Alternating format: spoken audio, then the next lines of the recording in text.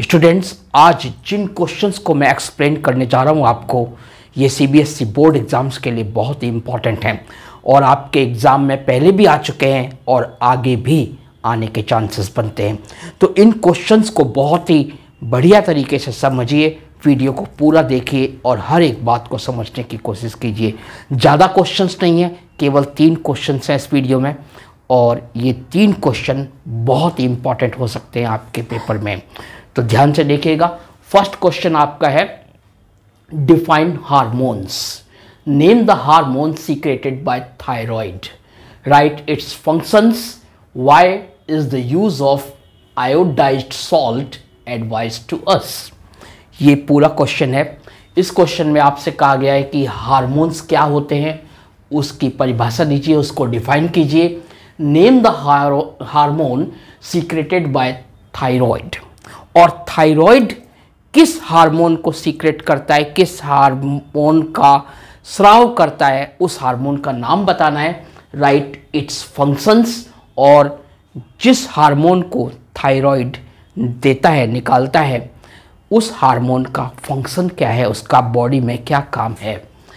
आगे आपसे कहा गया है कि why is the use of iodised salt advise to us, हमारे लिए आयोडाइज्ड सॉल्ट को यूज करने की बात क्यों कही जाती है। तो ये पूरा क्वेश्चन है। अब इसका आंसर समझने की कोशिश करते हैं। आंसर में बोला गया है, hormones are the chemical substances which coordinates the activities of living organisms and also their growth। जो हार्मोन्स हैं वो केमिकल सब्सटेंसेस होते हैं। हार्मोन्स एक प्रकार के केमिकल सब्सटेंस हैं which coordinate the activities of living organisms and also their growth। जो क्या करते हैं, जो लिविंग ऑर्गेनिजम्स की जो एक्टिविटीज़ हैं उसमें सहायता करते हैं और उनकी ग्रोथ में भी हेल्प करते हैं। Hormones are information chemicals which are secreted in animals by endocrine glands. Hormones एक प्रकार के इंफॉर्मेशन केमिकल्स होते हैं, यानी हार्मोन्स इंफॉर्मेशन, सूचना प्रदान करने वाले रसायन होते हैं, सूचना प्रदान करने वाले केमिकल्स होते हैं और ये एनिमल्स में एंडोक्राइन ग्लैंड के द्वारा सीक्रेट किए जाते हैं। Hormone reaches the target organ through blood as it is directly poured in blood by the gland. जो हार्मोन है, जहाँ पे इसको फंक्शन करना है, जिस टारगेट ऑर्गन पे, जिस ऑर्गन को ये लक्ष्य बना के जहाँ पे अपना एक्शन करता है, वो हार्मोन वहाँ तक कैसे पहुँचता है, ब्लड के द्वारा पहुँचता है। क्यों ब्लड के द्वारा पहुँचता है?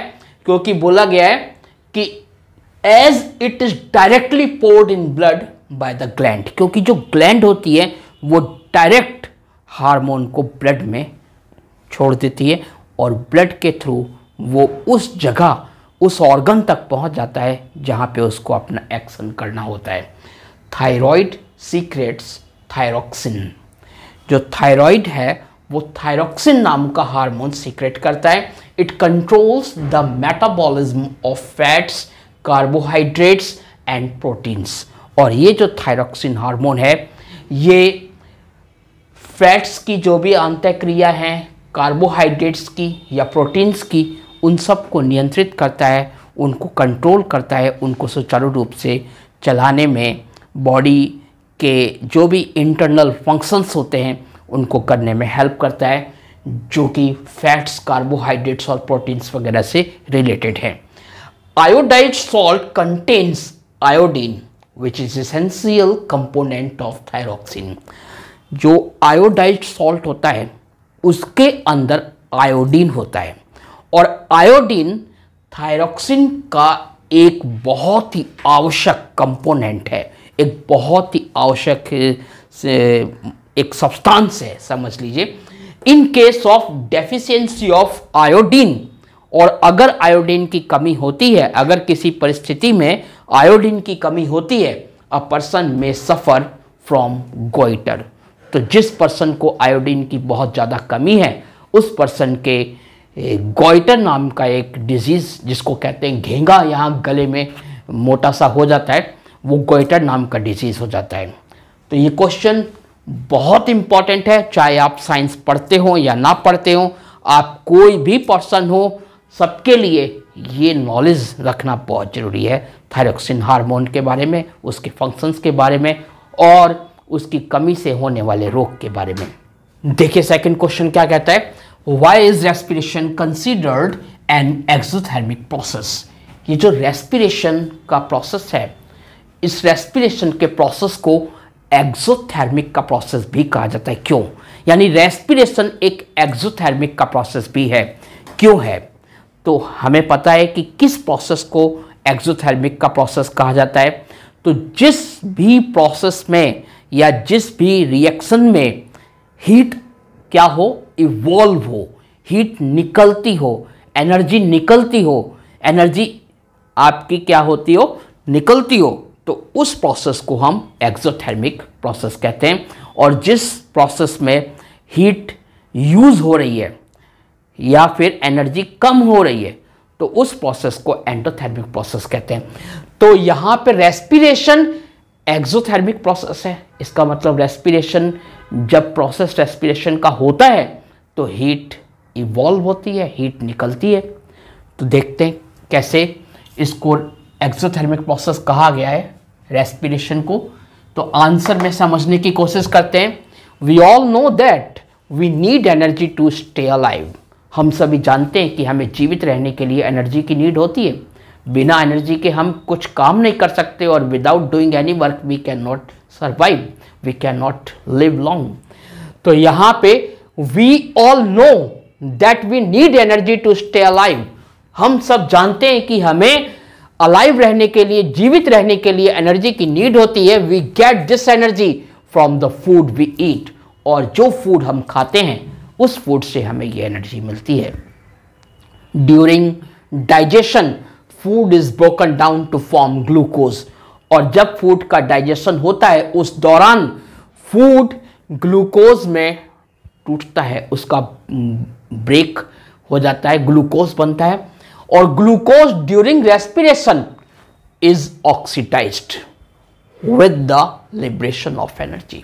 और जब रेस्पिरेशन का प्रोसेस होता है तो ऑक्सीजन हमारे अंदर जाती है और ऑक्सीजन से ये ग्लूकोज जब रिएक्शन करता है तो ऑक्सीडाइज्ड हो जाता है और ऑक्सीडाइज्ड होने से एनर्जी निकलती है, एनर्जी इवॉल्व होती है, एनर्जी लिबरल होती है।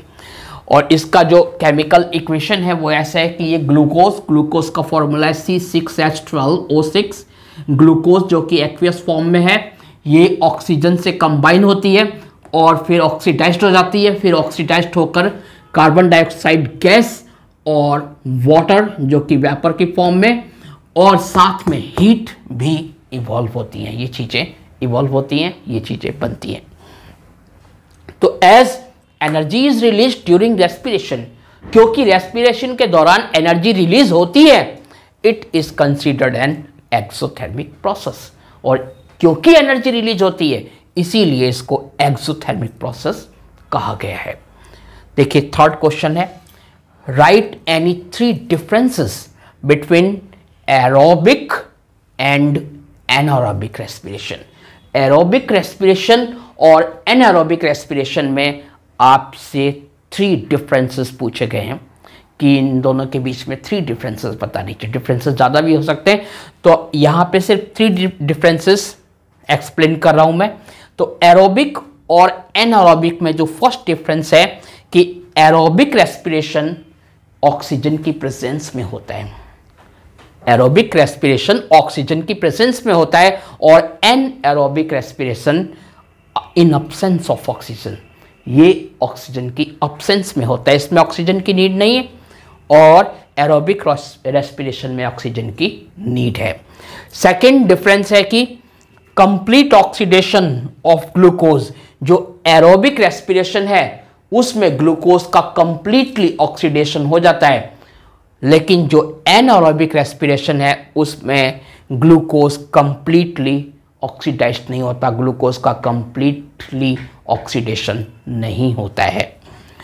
एरोबिक रेस्पिरेशन में बोला गया कि मोर एनर्जी प्रोड्यूस्ड, जो एरोबिक रेस्पिरेशन होते हैं उसमें एनर्जी ज़्यादा प्रोड्यूस होती है, 36 एटीपी की एनर्जी प्रोड्यूस होती है, जबकि एनारोबिक रेस्पिरेशन में लेस एनर्जी इज प्रोड्यूस्ड, इसमें एनर्जी कम प्रोड्यूस होती है, 2 एटीपी एनर्जी प्रोड्यूस होती है।